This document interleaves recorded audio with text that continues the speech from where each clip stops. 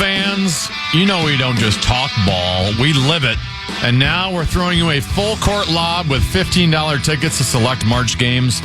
Don't just hear us break it down. Be there, feel the energy, lose your voice, and howl with us. Use the code KFAN ! At Timberwolves.com/March to get your $15 tickets. That sounds like a heck of a concert. I might want to show up with some friends. Couple 13-14 past Common Man Program NCAA tournament starts tomorrow with those play-in games.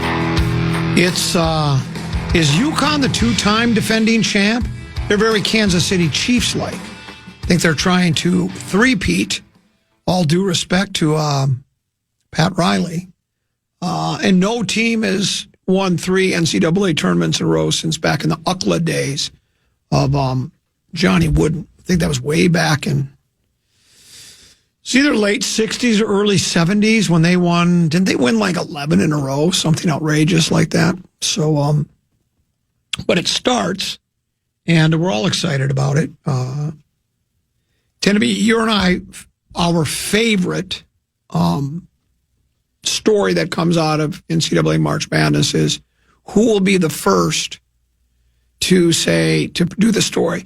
You know, the NCAA tournament cost $100 trillion in lost productivity in the workplace because people are filling out brackets and watching games. And it's usually Tuesday somebody comes out with that. Not anymore, tend to be Benji Ferraro for Fox News, of course. Fox Business. He published this yesterday at 9:25 in the morning. So before they had even released the brackets, headline, March Madness could potentially cost U.S. economy up to $20 billion. Lost productivity. Survey says millions of Americans gear up to watch college basketball this week for the 2025 edition of one of the biggest sporting events of the year. Benji writes, March Madness is one of the most well-known sporting events in the United States, but it is also potentially responsible for billions of dollars lost in the U.S. economy, according to a recent survey.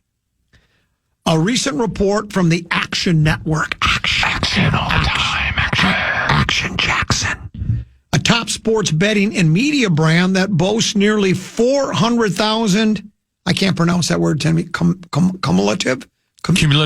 cumulative social media followers, surveyed 3,000 college basketball fans who work full-time between February 20th and February 26th. So they work full-time for a week out of the year. That's strange. The study found that March Madness could cause the U.S. economy to lose approximately $20 billion in lost productivity. First round of the men's tournaments holds games in the afternoon on Thursdays and Fridays, creating a distraction for fans trying to watch the games unfold. The survey uncovered that 40% of the participants admitted to calling in sick to watch a March Madness game. Additionally, they spend 2.4 hours per day on average doing miscellaneous activities related to the big event, from checking scores and brackets to live streaming games on devices. An eye-popping 23% of working fans average 4 or more hours a day getting in on the men's hoop action. Of course, it's easier now with, you got your smartphones, etc.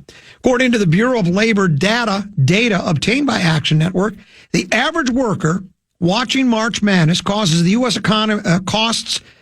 economy an estimated $1,801.30. Factoring in the millions upon millions of workers in America, in the sheer number of college basketball fans, that number adds up to an estimated $20 billion in lost productivity. I don't believe it for a minute. I don't. First of all, you have to be certain that those people wouldn't be wasting their time doing something else that's not March Madness related. That's what I was going to bring up. Yeah. You're assuming that within an 8-hour day, like workers are constantly working those 8 hours, and then all of a sudden this basketball tournament comes around. Oh, now they're only working 6 hours at 8. No. They're finding ways to that is correct. Do other stuff. It might be shopping on Amazon. It might be talking at the water cooler. It might be someone walking around explaining their golf round shot by shot throughout the morning round they had. In other words, somebody draining morale. Yes. No. So it's just replacing whatever it was that they weren't doing work to begin with. That's exactly right. I mean, for instance, I've used this example before too. Like, let's say you're the typical 9 to 5 person or 8 to 4, whatever. Let's say it's 9 to 5. You roll in right at 9. You hang up your coat. You grab your hat. You miss the bus. You catch the bus the second slide. You go over to the coffee maker. You make a cup of coffee. Then most people, even people not named common, spend a little time talking with the coworkers, right? Hey, what's going on? How you been? How'd the weekend go? Or whatever. You know, hey, your kid had a big game last night. So you spend time just chatting with people, right? And while you're doing that, you see a box of donuts in the break room, but you can't just take the donut. You have to cut like 1/4, a quarter of the piece of the donut, even though nobody is now ever going to touch the rest of that donut. So you probably should have taken the whole thing. Yeah. That's a whole other different topic, but you're right. Plus, think about the time it takes to just pick up the whole donut and go to your desk, or the time it takes to get the knife and cut it. That's lost productivity. Yes. Because it took you longer to do that. So then, you know, by the time you're closing in on lunchtime, when people know, let's say you're noon to 1. Me, I'm basically 1 to 1:15 for lunch. But let's say you're noon to 1. Well, you don't just work. Do you think anybody's working right up until 11:59? No, they're already starting to think about getting ready for lunch at 11:30. They're walking around to people going, hey, you want to go out to lunch? Let's go over to Panera. Rojo. Let's go to Rojo. Let's go get something to eat. Yeah. Right? And they take their time. It's just like, it's just preposterous. But they love doing, and it's an easy story. There's not a lot of truth to it. Mm-hmm. But it's an easy story. I also don't know how you can calculate it. Well, that's it. How do you come up with that number? Well, the way their calculation said, the average worker watching market manages the U.S. economy an estimated $1,801.30. And you're right. I don't know how do they know that? I don't know. I guess because you'd have to think about the people making minimum wage and people making money. And then a lot of their, let's say their flour delivery guy, and they're counting on tips, right? So there's tips that go into your waiter or waitress, whatever the case may be. You're counting on tips. Then you have some people that are making really big money. Meat Sauce, Cove, Hockey, Barrero, PA, that they're in a whole different stratosphere, right? Yeah. So it's like, how much time are they wasting? So I just don't believe it at all. But somebody has to come out with that story. Usually it's on Tuesday. Here it is. This was put out Sunday morning. He got it. Benji was good. He got to it right away. He knew he would have to eventually get to that. It's like the stores for Christmas just keep one-upping each other every single year, where now like Christmas stuff is out before September even hits. Well, I have another example for you. There are radio stations that'll start playing Christmas music around Thanksgiving. What? Yes. I've seen it in mid-November before. Yeah, I'm not even making that up. Who would do that? I don't know. Just sounds crazy. Yeah. I mean, you can't start roasting chestnuts on an open fire in the middle of November, I don't think. They'll be burnt by the time Christmas comes around. I'm getting ripped. Do you know who Beeflo's favorite reindeer is? Blitzen. That's a great line. Common man nomination for PST. Quote, I putt better than 50% of the guys on the PGA Tour. Then he's got top seed guaranteed. And then he's got that smiley face with the tears coming. Yeah. You know, I brought it. He's laughing so hard that he's crying. It's not that preposterous. Did you watch any of the golf this past weekend? Just a little bit yesterday. I saw Rory miss a pretty short one. They all day just coming. You know what they do? They play with fear. They putt with fear is what they do. You can't be afraid. All you have to do. I brought the name up earlier. I'll do it again for those that weren't here early in the show. And if you were, maybe you left already. Nick Faldo said, I'd rather go 6 feet by than 3 feet short because I'll just ram it in from 6 feet by. If you're confident with your putting. Plus, you see the break once it goes by, right? Why would you leave putts short over and over and over again? J.J. Spaun, admittedly not a very good putter. It's the part of the game that's really held him back. He's gotten much better at it the last year or so, they tell me. I'm not paying as close attention to J.J. Spaun's game as I once did. But there were at least a half a dozen putts yesterday that he had dead, including what would have been the winning putt on the 72nd hole that he left 2 inches short? Yeah. Hit it. Hit it. Why not go 2 inches past and 2 inches short? What do you think's going to happen? I just am astounded, and I don't know if I'm caddy guy. The first thing I'm telling JJ on the last hole is, let's end it now. Make sure you get it to the hole. If nothing else, let it look at it. If it goes too hard, pops out the back. If you blow it by 3 feet, that's the way she goes. I don't know. It's just not that hard to do. I think these guys maybe need sports psychologists is what they need, because it's just, and they spend an inordinate amount of time hemming and hawing over shots too. The best players, there's a handful of them on tour, they just go hit, grab the club, hit, grab the club, hit. They don't stand over it. I like those players better. I think you give yourself a better opportunity to hit the proper shot without, it's that paralysis by analysis kind of a thing. Well, golf's always been a weird game where you can't overthink it, but you can't underthink it. You can't grip too hard, but you got to grip hard enough. That's it. Well, let me ask you this, Tenneby. Can't swing too hard, but you got to swing at least a little bit hard enough. You've played golf with me on many occasions. Yeah. What do you always tell me to say? I've got to have this putt. And then how many times do I make it when I say that? 85%. Here's my tip. First one, Tenneby, I can cut 5 shots off your next round. Really? Skip the first par 3 you come to. Next one would be take 2 weeks off. Yeah. And quit. And then the other one would be just say, I've got to have this putt.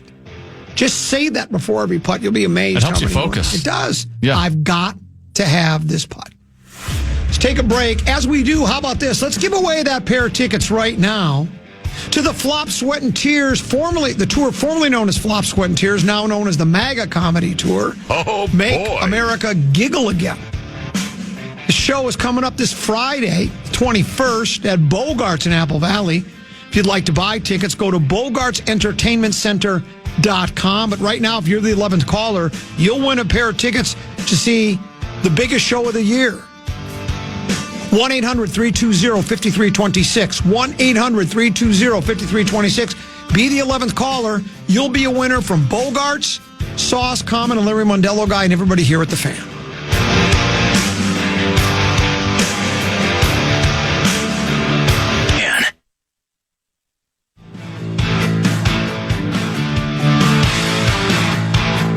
Get ready, basketball fans. We're hosting an all-day KFAN tournament watch party at the Rabbit Hole in Minneapolis this Friday. At the Rabbit Hole? Stop by from 11 a.m. to 1 p.m. to catch all the action with the Power Trips Corey Cove. And make sure to score a limited edition Unreal Tournament hat online or on-site for unlimited happy hour pricing on food and drinks. And skip the line every night through April 7th. Get the full details now, KFAN.com. Keyword calendar. Your opportunity to touch the hem of the garment of Corey Cove, the maestro, the middays. Sort of he likes to wear all black, Tenneby. Yes. And eat chicken.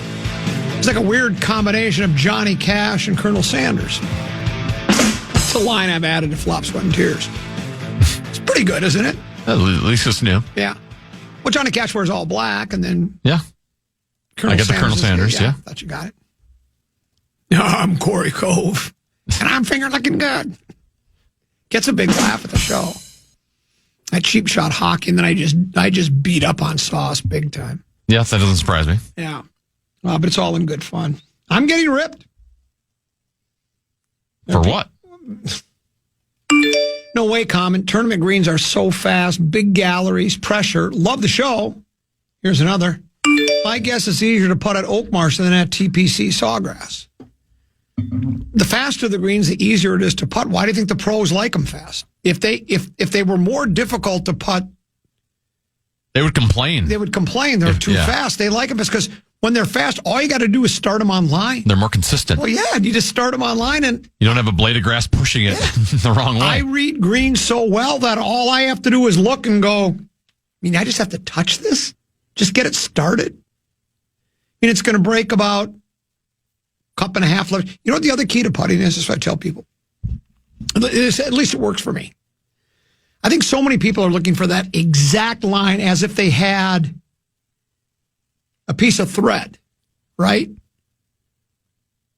And it was, they put it on their ball, and then they see that, let's say it's a break, foot and a half break right to left or whatever. They look at that exact spot where they think to go, and it's like, to me, that's too exacting. It would be, what would be easier, Tabby? To putt a ball down a thin line of thread, especially with break on it, or like a gutter from your house. Because it's really hard to get the exact right where to hit it. I just go for the feel thing. I look at my line about, not quite as big as the gutter on a house, but about maybe half that, right? And go, okay, that looks like it's about the spot right there. And then you just step in and then you just let it go.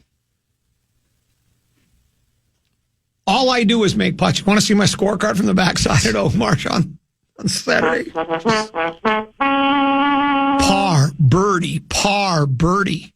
And the birdie putts were 11 feet and 9 feet, just dead center cut. It wasn't like I hit them into 6 inches. Same kind of putts those guys are missing all day at TPC Sawgrass. And short.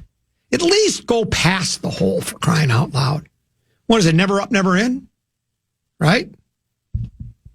Right? If it doesn't get to the hole, it can't go in. Correct. That's what I would say.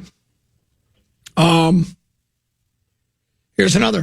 You'd be on tour if the courses were 5,400 yards. There's people, making jokes about, well, let's see. I'm 66 years old and never was able to hit the course. I can't play the distances they do. We're not talking about that part of the game. The putter is the great equalizer. You can be any age, any gender, left-handed, right-handed, mallet putter, blade putter, long putter. If you can read a green and have the right pace on a putt, anybody can make putts. Anybody. Just like the guys that win the long driving contest, they're not tour players. No. But they can hit it farther than Rory McIlroy. They just can. Not every time, but they're just longer hitters. Yeah. Doesn't equate to being a great tour player. Putting's not that hard. It's the simplest part of the game. You're barking up the wrong tree here, man. You just are. I mean, I understand how the game, I'm the official, unofficial ambassador of Minnesota Golf. I understand how it goes. This one says, I've got to have this text read. If this works, I'll try it with my putting. Well, you did work. I just read your text. Let me see. This one says, maybe Spawn should have gone back and re-teed on, played the hole over. He'd have liked to have, trust me. He'd like to have. Then there's this one. Considering the difference in the $4.5 million payout that Rory got and the $2.75 million payout JJ got, I can see why guys are nervous putters. Really? At that point, JJ's playing with house money. Oh, this is gravy. That's bone, gravy. yeah. I'm guaranteed 2.75. I'm not supposed to win. I thought my career was over. What was the quote? He thought his career was over years ago? Isn't that what you said, Spawn said before that? Yeah, he'd played 8 years and it was like, hey, it was a great 8 years. It was a nice run. I got to play on the tour. I won a tournament. It was great. And I think I'm probably done now. And now he went to bed last night going, I'm making 2.7 with a chance of making 4.5. I'm going to be on the tour now for however long, right? I've taken second place in a tournament. How long does that get me? Where I'm going to be now on playing the like. Everything was great for him last night. And I'm not saying there wouldn't be some nerves. Of course, there's nerves. There's nerves. And Rory has nerves, right? They all have them to a certain extent. Some just are better at handling. As a matter of fact, here's what I'm going to tell you, Teneby. If I could. Like, if you were going to undergo a blood transfusion, I would have you take your blood out and replace with the ice water that's in my veins. Because that's what I have running through my veins. I have ice water. So if you need a blood transfusion and it's golf-related, come to me. Because you're going to get ice water into your veins. Because there's nothing that rattles me on a golf course. It's just a game. What could it possibly be? I feel like I've seen you rattle the time or two. Well, I've gotten upset a couple of times, if you call that being rattled. Oh, there was a time I'm so much better than I was. I'm not proud of it. I could throw clubs as good as anybody. I was as good a club thrower as anybody. Indian Hills on number 9 one time, I helicoptered a 5-iron and it hit the tree and it turned into a boomerang. The clubs, it didn't snap. I always love that one. I shouldn't laugh. I've blamed Ranger Guy before, too.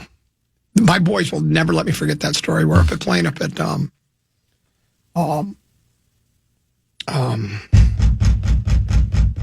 it's one of the Breezy Point courses. Not Deacons. Deacons Preserve? No, that's a Grandview course. Antlers Restaurant's there. Why can't I remember the name of it? Really great 18-hole golf course. Is it? Well, there's traditional golf at Breezy Point. And then what's the other one? White Birch. White Birch. And Ranger Guy pulls up we're on the backside, and he goes, how old's a kid driving the cart? Deuce is like 13 or 14. Yeah. 13. Got to be 16 years of age or older to drive a cart. Really? Really? Seriously? I'm his dad. I'm sitting on the cart with him. We're not going to crash him. But there are rules, so I said, okay, that's fine. So then we get to, and there was 17, and he pulls up, and he just sits next to us, watching me hit my tee shot. Why are you sitting right there staring? I didn't say that to him, but I'm wondering, you're going to say, well, how could you handle a gallery? It's like he's taunting me now. He's now, he's following me all over the golf course, right? Trying to see if I'm going to let my boy drive the cart again. I'm sure. I hit a terrible shot. He takes off, and I look at my boys and go, Ranger Guy made me hit that bad shot. I always love that one. Ranger Guy. Let's take a break, come back. One more segment to go. If you think that was a great segment, wait till you get a load of the next one. We're going to talk a little distat, lat, some controversial Vikings news other side of the break as well. Here on the Common Man program on The Fan.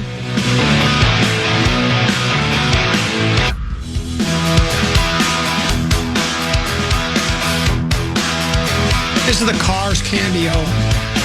Welcome to the perfect night, Minneapolis. Simple Plan is coming to the Armory August 19th with special guests Bowling for Soup, 303, and Lolo.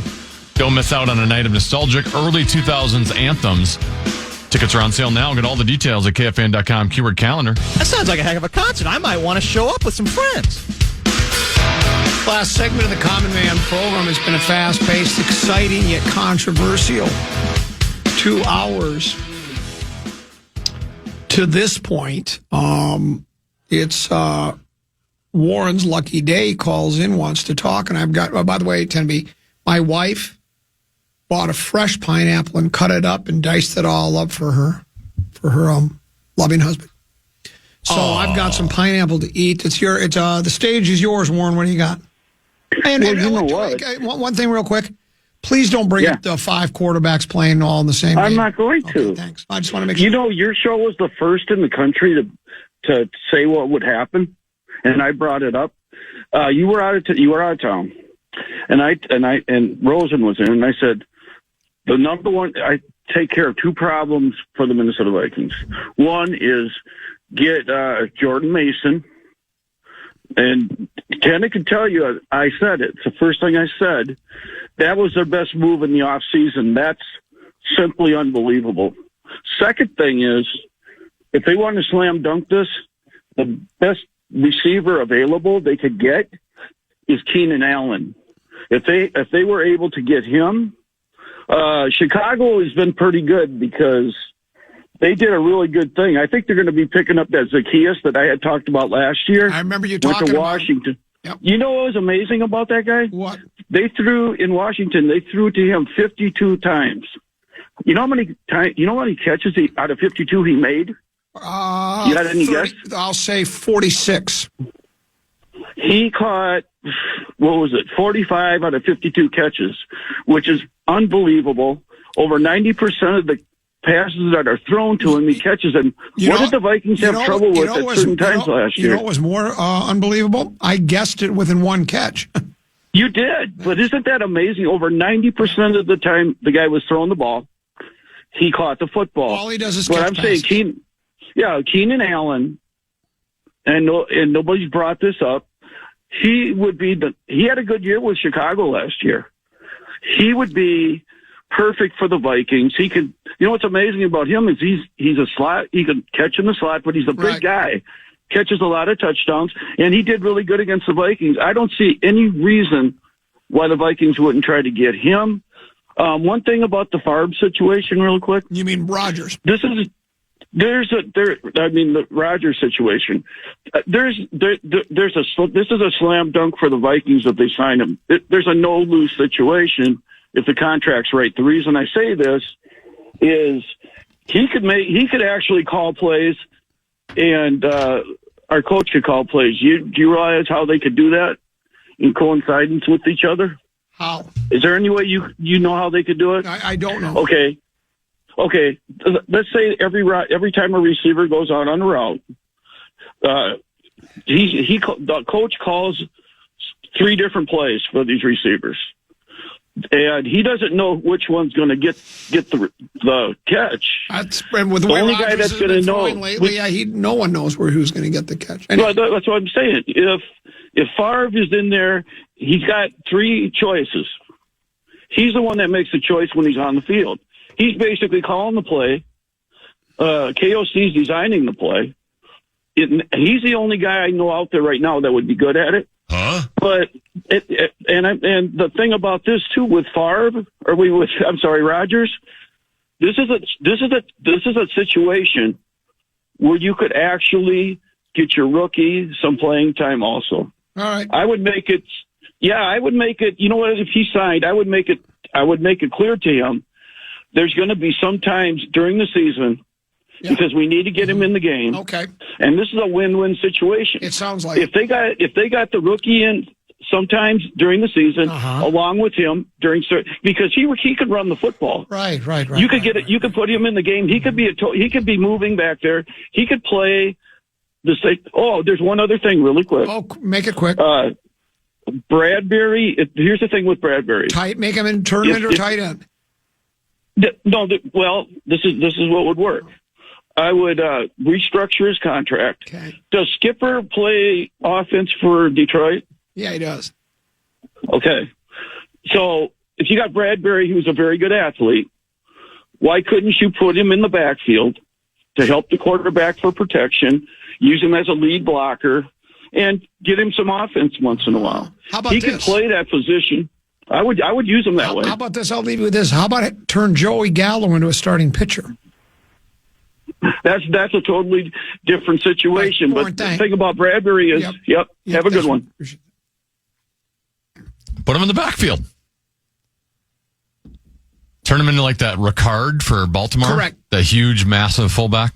I tried to stop. I tried to hit the cough button, the clear in my throat button. Sorry about that. Did you see where Joey Gallo is going to try to pitch now? Did you see that story? Well, because he caught on with the White Sox in spring training, and I think he had like 21 at bats and struck out like 19 times. And so they said, hey, it's probably best for both the organization and you if we just go separate ways. And he said, I'm gonna become a pitcher. He wants strikeouts to become a positive stat. That is exactly right. Yeah. I mean, good luck to him. Well, the one thing is when you have a big imposing guy in the mound, that can help, but then you got to be able to find the strike zone. That's the other problem. I don't know if Joey would be able to. He can't find the strike zone with a bat, but he can certainly. You'd have to be quite the athlete to just pick up pitching at that stage of your career and just go right into Major League Baseball. Yeah. Here is another one for you, Teneby. I think when we were talking, speaking of Aaron Rodgers, weren't we waiting for? Didn't you think some of it might be waiting what's going to happen with Cousins? I just thought maybe that they were waiting for that date, which was over the weekend. So that deadline has passed. It has. So they are hanging on to Kirk Cousins. They have. That's exactly what it says. They are going to pay him The veteran quarterback will receive $10 million roster bonus. Cousins still has 3 years remaining on a 4-year, $180 million deal from last season. The Falcons have $155 million in total dollars remaining on the deal, but can get out of the deal after 2026. Cousins has a guaranteed salary of $27.5 for 2025 and a prorated signing bonus of $12.5, making his cap number $40 million. Teams were hoping the Falcons would release Cousins prior to this roster deadline, but Cousins carries $65 million dead cap as a pre-June 1 cut. The dead cap is $40 million if Cousins is designated as a post-June 1 cut. Falcons could still trade Cousins if they can find a trade partner, but if he is released, the $10 million roster bonus for 2026 would still be paid. I don't understand. That makes sense to cut him now. Right. After you just paid that $10 million. I don't understand all of the salary machination kind of, salary gaps and all that kind of stuff. But, and didn't Atlanta at the end of last season, when it first ended, I thought they indicated that they had no problem keeping Cousins as a backup quarterback. I think they said that earlier, and I think a lot of people thought they were bluffing. Said that. I just thought, trying to get whatever trade value can. I guess technically, I'm assuming they could still trade him at this stage as long as they take on some of the salary, maybe. Nobody's going to take Cousins after the season he just had with the money he's making, right? You're not going to trade for him straight up. Right. But if there's still a way for Atlanta to take on half the salary or something, maybe they can still dump him and get rid of him. When the Falcons signed Cousins, I think for a lot of Viking fans, it was like a sigh of relief. I think, there are those that loved him. I mean, maybe not loved him, but thought he was maybe underappreciated. Charles loved him, right? But I think most Viking fans have sort of grown weary of Cousins because he couldn't put up numbers. He could win you football games, but it just seemed like the it factor just wasn't there, particularly when it came to postseason, because I think he's got one postseason victory in his career, and that's it, I think, and hasn't even made postseason really that often, right? Falcons signed him, and then just about this time last year during the NFL draft, they went and drafted Michael Penix with the 8th pick overall, 6th pick overall? I think it was 8. And the Falcons got obliterated by people locally, nationally, the talking heads on television, the draft experts and fans alike. I think I was the only person that said I liked the decision to get Penix. My logic at the time, and I stick with it, is I know I think the reasons that people thought you shouldn't do that is, well, you just spent all this money on Cousins. Why would you use a draft pick, the 8th overall, where on a quarterback, when you just signed a quarterback that you're hoping can lead you to a big game championship, in that 8th pick you could have used for offensive lineman, defensive lineman, defensive back, wide receiver, right, whatever it is to help your club. And I went with the logic that if you're going with best player available, which I think most people think you're supposed to go best player available. I think that's your theory, is best player available. Mm-hmm. It's possible Atlanta thought he was the best player available. They just couldn't pass up on him. That's number one. Number two is Cousins wasn't going to play forever. So you're going to need to move on to another quarterback again, even like when the Packers selected Jordan Love. I'm assuming they still expected Rodgers to play 3, 4, 5 more years, hopefully. But if he didn't, they had Cousins, you mean? Or no, I'm talking about when the Green Bay drafted. Yeah. When they drafted Jordan Love, I don't think they were expecting Rodgers to leave. Why would you take and Rodgers was apparently upset that they didn't draft a wide receiver or something to help the team in other way, shape, or form. And I've always gone with the idea that as a GM, you're the caretaker of the franchise. Plus, there was no guarantee Cousins was going to be able to play like you wanted him to. And I understand the other part of the argument that the people that was like, well, you know what Cousins is, And if you feel like you got to have a backup plan to him, why are you giving him all this money? I think it goes back to so many teams. I think the ownership has a lot, obviously, to say about the selections you make in the draft or the signings you make in free agency. And that if you're Art Blank, you got to that one big game. He's the owner, Home Depot guy. He got to the one game. They had that game wrapped up. It looked like they had 28-3. 28-3. They had the Patriots on. They were done so, right? So he wants to win a big game, and I'm assuming, and fans and I think ownership or coaches, sometimes they tend to overrate their own club. And I'm thinking Blank was convinced, and maybe the GM, we're just one competent quarterback away from contending for a big. I mean, we have the opportunity to get into the playoffs and win a couple of games and get to the big game again. And they thought Cousins might be that guy, but now that he wasn't, I'm sure they're delighted that they selected Penix now. So I thought the decision at the time was the right decision. I don't think you agreed with it. I think you thought it was a mistake. Do you still feel that way? Do you still think it was because you could look at it that way and say, what a waste. Why did you do that in the first place? Why didn't you just take Penix right away? Why would you waste your money on Cousins? Well, it seemed like at the time, and I think most people, why they made fun of the pick was you sign Kirk Cousins in free agency, you give him that much money, you are signaling, hey, we are in win now mode. Mm-hmm. And there were some other needs like edge rusher, which, by the way, that's why Dallas Turner was tied in with the Falcons quite a bit at that number 8 pick. But there were some needs elsewhere, and I don't know we'll see what Michael Penix is. It might right. And the other part of this is it's possible they sign Cousins, and you still have a month and change before you have the draft.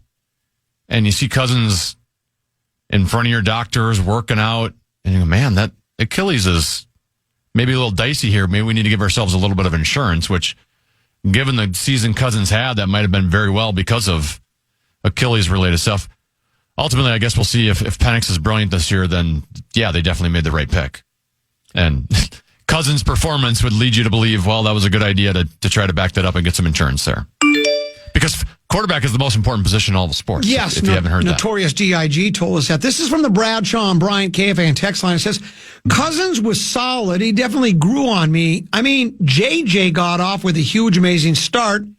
And, because of the guy throwing it to him, and you got to give him credit for that. But one thing I do love about Cousins, I wish more people were a little bit more this way. He's one hell of a nice guy. He might be robotic in a way, but he's an amazing stand-up human being. He means no harm to anybody, not a bad bone in his body. I enjoyed that about him. And he's great for a face for any team. And I agree with that, but, it's the old nice guys finish last. We're talking about wins. People take their sports so seriously. And on the pro level, when you're investing that kind of money, nice guys finish last, as the old saying goes. But I understand what he's trying to say. But he did have a terrific year under the first year under KOC. I think KOC gets a lot of credit for that. Part of that quarterback whisperer is not just what he did with Darnold, but Cousins was awfully good. Maybe one of his best years ever. And I think Jefferson had a lot to do with that as well. But yeah, he was good. Was that the 13-4 year when we had the great catch by JJ in the game against Buffalo? I mean, those... The Indianapolis comeback. Yeah, those games were... That was his... We've talked about this. The season obviously ended badly against the Giants at home in the playoffs, but that was as exciting a football season as we've ever had here. Was it 11-0 in one-score games? I mean, how much fun was that? But, yeah, again... Well, the Vikings almost kind of have themselves, if you believe the Aaron Rodgers rumors that they are interested to some extent in him or debating it, it's almost like the Falcon situation, but just reversed in that we already have our young, our young potentially future quarterback. Do we bring in the veteran? And you could argue, as Notorious DIG said, quarterback's most important position. Let's do everything we can to make sure we have someone at that position that we trust, right? And In both the case of Rodgers and J.J. McCarthy, I think there's reasons to believe they could be really good for you, but there's no 100%. There's no absolute. That's right. You know, you could have J.J. start and he could tear his ACL and all of a sudden your season's sunk. But if you have two great options, you've got insurance either way. If you want to go with Rodgers, you've got potentially, a backup in J.J. McCarthy who you have some trust in. And J.J.'s, he's not 100%. You might like him a lot. KOC might like him a lot, right. But it's not a given. You haven't seen him play when the bullets are flying yet. There are only a handful of quarterbacks that you go are absolute you don't worry about, right? And that would be Jackson, Mahomes, Allen, and maybe Burrow. Heck, people right? were worried about Jalen Hurts. Yes. And Burrow. And, Hurts. Maybe Hurts is in that conversation. But that's it. Otherwise, the Goffs of the world, you don't know for sure, right? It's just when he's got everything going around him, Cousins it's all good. Here's a text that just came in to me. It says, how about a 64-team tourney of Warren's bad takes? I think we could do a 64 bad take tournament and then also do an NIT version. Yeah, I was going to say, too many would not make the tournament. That would be disappointing. I think that's not a half bad idea. And I think that 5 quarterbacks one might already win. Yeah. Sort of like that guy who wanted to 5 running backs. I still like that one. At least 2. Well, you know what? If you could have 3 really good running backs, you'd win titles. I just know you would. I know you would if you could convince 3 guys to do it. But there was a Warren take back in the Sludge and Lake days, and I might need someone to refresh my memory. I think he called into Sludge and Lake a good, 15, 20 years ago, whenever that was. And 2 scoops berry. Remember there was a second Adrian Peterson? He was like a running back, ended up playing he got like a cup of coffee for the Bears, and he was saying that Adrian Peterson was better than the Vikings. Is that what he said? I think that's what it was. Well, he did another one where, this was like, again, 15, 20 years ago, he kept talking about some guy called 2 Scoops Berry. Do you remember that From name? American Gladiators. Is that what that was? Yeah. And he was saying this guy can play football and the Vikings should sign. Is that where he was from? Because I couldn't even remember. Yeah, I think that's what he was from, yeah. 2 Scoops Berry? He was on American Gladiators.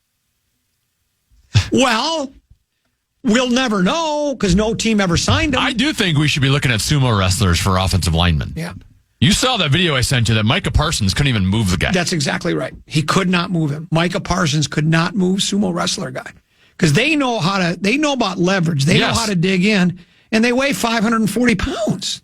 Why are we getting one of them? Do they make so much in sumo wrestling that they wouldn't want to come over to the NFL? I doubt it. If you had 2 sumo wrestlers at each guard and 1 at center, do you think the tush push would be successful? There you could run it every play. Remember I suggested running the tush push every play? If you had those 3 guys on, you could run it every play, and they couldn't. They would outlaw it. They would call an emergency meeting of the National Football League and end it after 3 weeks. They'd say you can't do that anymore. Well, then I would just give the ball to the sumo wrestler. Then give it to I would put him in the Garrett Bradbury role that Warren from St. Paul wanted him to be in. There you go. Yeah.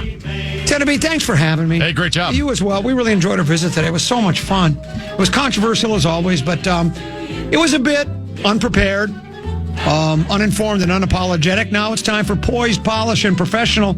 We go from common to big ticket and JG. They're next. We enjoyed our visit. We'll talk to them around 12 noon. They're next here on The Fan. Good night. Good morning. Good afternoon. And good night, Minnesota. Good night, folks. And good night, Mrs. Calabash. Wherever you are. Brett Favre said, I'm tired of Brett Favre. Listen back to any of Common Man's programs by podcasting on the iHeartRadio app or KFAN.com.